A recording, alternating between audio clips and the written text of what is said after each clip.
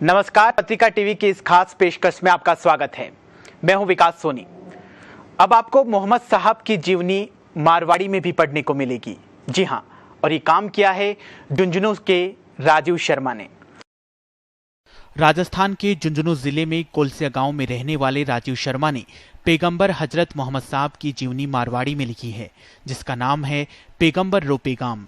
राजीव का कहना है कि ईद के मुबारक मौके पर देशवासियों के लिए उनकी ओर से ये तोहफा है ताकि हिंदुस्तान में सद्भाव का माहौल रहे।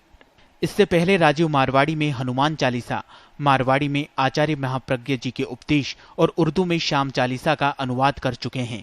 उन्होंने बताया कि पैगंबर हजरत मोहम्मद साहब की जीवनी को मारवाड़ी में लिखने के पीछे उनका ये मकसद था कि जो लोग उनके उपदेशों को उर्दू में नहीं समझ पाते, उनको अपनी भाषा में लिखकर सद्भाव का संदेश दिया जाए।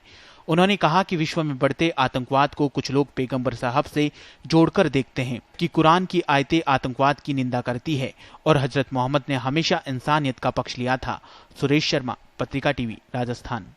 झुंझुनू के राजीव शर्मा हमारे साथ स्टूडियो में मौजूद है। आइए उनसे बात करते हैं। राजीव जी, पहले तो आपको ढेर सारी शुभकामनाएं मोहम्मद साहब की जीवनी को मारवाड़ी में लिखने के लिए। सर धन्यवाद। मेरा प्रश्न यह है कि आखिर मोहम्मद साहब की जीवनी को मारवाड़ी में लिखने के पीछे आपकी मुख्य वजह क्या रही? लोगों के बीच गलतफहमियों को दूर करना। आज हम देखते हैं कि धर्म को लेकर लोगों में इतनी ज़्यादा गलतफहमियां हैं। लोग इसको असहिष्णुता का नाम देते हैं, मैं इसको गलतफहमी का नाम देता हूं। दरअसल हमारे दिलों के बीच जितनी ज़्यादा गलतफहमियां एक दूसरे को लेकर रहेंगी, हमारी भावनाएं उन लोगों एक दूसरे के प्रति उतनी ही खराब होंगी। गलतफहमियां किस तरह की? गलतफहमियां इस तरह की, जैसे हम पैगंबर मोहम्मद साहब को लेकर देखें। पैगंबर साहब के जो पैगाम है उसके बारे में लोगों का ये मानना है कि वे विदेशी थे। उनके जो उपदेश हैं वो सिर्फ अरब वालों के लिए हैं, जबकि अच्छाई के लिए न कोई सरहद होती है, न उसका कोई देश होता है, न उसका कोई खास मजहब होता है। वो पूरी इंसानियत के लिए होती है और पूरी दुनिया के लिए होती है।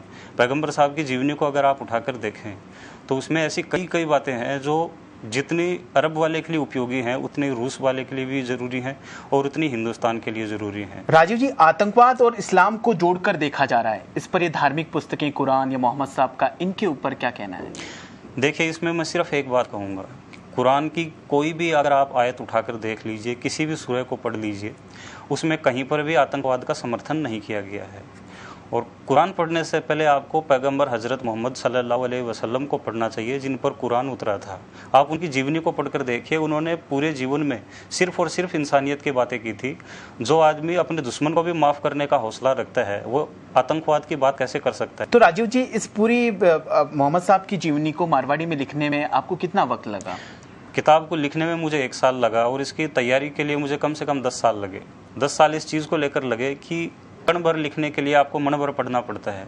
जो भी चीज़ आप अगर लिखें तो पूरी जिम्मेदारी के साथ लिखें और उसमें कुछ गलतियां न रह जाएं। तो इसके लिए 10 साल तक मैंने सिर्फ और सिर्फ पढ़ाई की। जो विश्व के बड़े बड़े जो विद्वान हैं उनको पढ़ा और उनकी किताबें पढ़ने के बाद जैसा मैंने समझा उसको अपने नज़रिए से बयान किया है। तो 1 साल मुझे लिखने में लगे और 10 साल जो है इसकी तैयारी करने में और लगे। इस किताब को लिखने की प्रेरणा आपको किन से मिली? किताब को लिखने की प्रेरणा कई चीज़ों से मिली, लेकिन मैं खास तौर से कहूँगा कि पैगंबर साहब का जीवन जो है वही सबसे बड़ा प्रेरणा स्रोत है।